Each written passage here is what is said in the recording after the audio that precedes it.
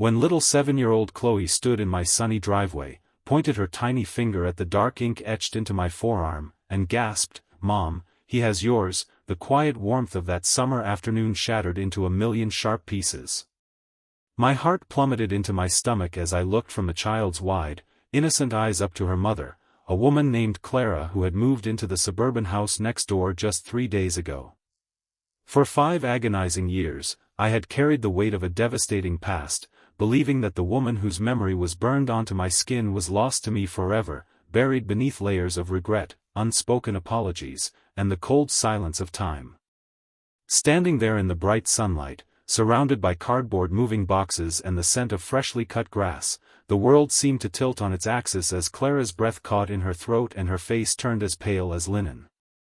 Before we dive into this incredible journey of fate, love, and healing, if you believe in kindness, forgiveness, hope, and second chances, please take a moment to like this video, share your thoughts in the comments, share it with someone you care about, and subscribe to our channel to join our growing family.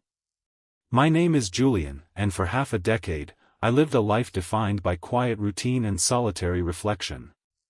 I worked as a freelance landscape designer, spending my days transforming dull outdoor spaces into vibrant gardens, a profession I chose because it allowed me to fix things that were broken and bring beauty out of neglected earth. My home was a modest, sunlit house on a peaceful suburban street, a sanctuary I had built to escape the overwhelming guilt of my younger years. When I was in my late 20s, I was a very different man, reckless, driven by ambition, and terrified of commitment. Back then, I was deeply in love with a woman named Clara Vance. We had shared a turbulent, passionate romance that ended in a tragic misunderstanding and a sudden, bitter parting. On the night before she walked out of my life forever, we had both gotten matching minimalist tattoos, a tiny, stylized compass wrapped in an infinity ribbon on our inner forearms, symbolizing a promise that no matter how far we drifted, we would always find our way back to each other.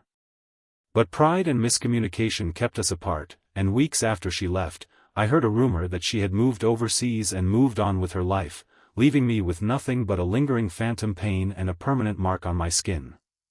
Over the years, the tattoo became a quiet monument to my greatest mistake, a daily reminder to be a better, more patient, and more compassionate human being. I never sought to have it removed, choosing instead to wear it as a lesson in humility. When the house next door was sold early that summer, I paid little attention to the new owners, assuming it would be another busy family keeping to themselves. I spent my mornings on the porch, soaking in the early sunlight and tending to my hydrangeas. It wasn't until a warm Tuesday afternoon that fate finally decided to pull back the curtain.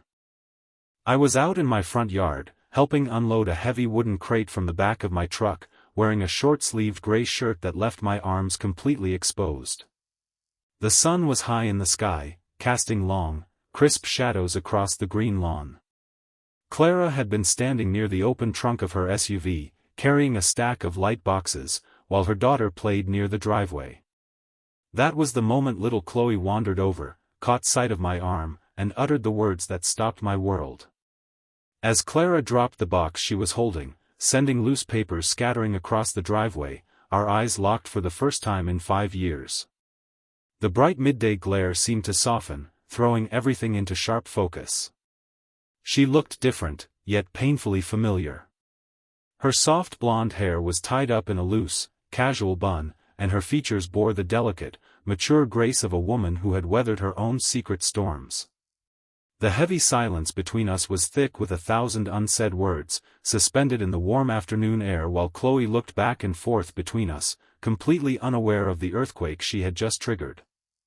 Clara slowly walked toward me, her hand trembling slightly as she instinctively pulled down the cuff of her light blue sweater, revealing the exact same compass tattoo etched into her inner wrist. The shock in her brown eyes slowly melted into a profound, overwhelming disbelief, mixed with a deep, aching sadness that mirrored my own. We stood there on the green grass of our adjoining yards, 2 ghosts from a forgotten past brought together by an impossible coincidence. I gently bent down to help Chloe pick up the papers that had fallen from the box, using the simple physical task to ground myself and keep my hands from shaking. Chloe looked at me with pure curiosity, pointing again at my arm and asking why I had the same drawing as her mommy. I smiled down at the sweet girl, offering a soft, reassuring answer that it was a special map for people who needed to find their way home, though my voice cracked under the weight of the moment.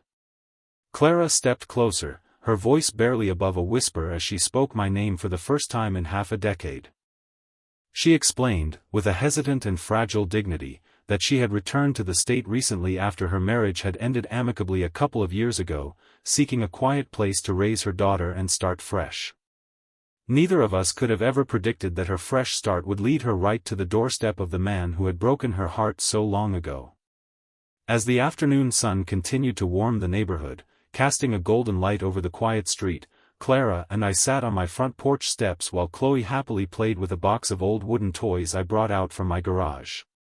The nervous tension that initially filled the air began to give way to a cautious, painful honesty. We began to talk, not as the passionate, impulsive lovers we once were, but as two older, wiser adults who had been humbled by life. Clara confessed that for years she believed I had forgotten about her completely, assuming I had moved on without a second thought.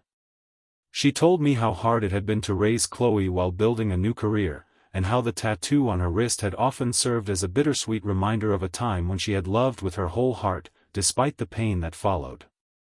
Hearing her words felt like a physical ache in my chest, a poignant realization of how much harm my past arrogance and lack of communication had caused. I looked at Clara under the bright sky, taking in the soft lines around her eyes and the gentle strength in her posture, and I knew I had to tell her the absolute truth. I admitted to her how deeply I regretted the way things had ended, how I had spent every single day since her departure trying to become a man worthy of the love we had shared, and how the tattoo on my arm was never a forgotten piece of art, but a daily vow to live with kindness, patience, and integrity. Tears welled up in Clara's eyes as she listened, the heavy guard she had kept up for years finally beginning to drop. The ambient sounds of the afternoon, the distant hum of a lawnmower, the chirping of birds in the oak trees, and the cheerful laughter of Chloe playing nearby, framed a moment of profound emotional catharsis. For the first time in 5 years, the heavy burden of unspoken regret began to lift from both of our shoulders, replaced by a gentle, glowing sense of mutual understanding. Over the next few weeks, as summer blossomed in full force, our lives naturally began to intertwine. What started as hesitant, polite neighborly interactions slowly evolved into a deep, meaningful friendship. Every sunny morning, we would see Clara out in her yard, and we would exchange warm smiles over the wooden fence. I began helping her with the heavy work around her new home, repairing her garden shed, building a sandbox for Chloe, and landscaping her backyard to create a safe, beautiful haven for them. In return, Clara would bring over fresh lemonade or home-baked meals, and we would spend long, peaceful afternoons sitting on the porch, sharing stories about our lives, our dreams, and the hard lessons we had learned during our years apart. Chloe quickly grew fond of me, often running over to my yard with her boundless energy, eager to show me a butterfly she had seen or a colorful drawing she had made. However, the journey toward true healing was not without its internal struggles. While the dynamic between us was warm and full of newfound respect, both Clara and I were guarded, terrified of reopening old wounds or scaring away the delicate peace we had managed to build.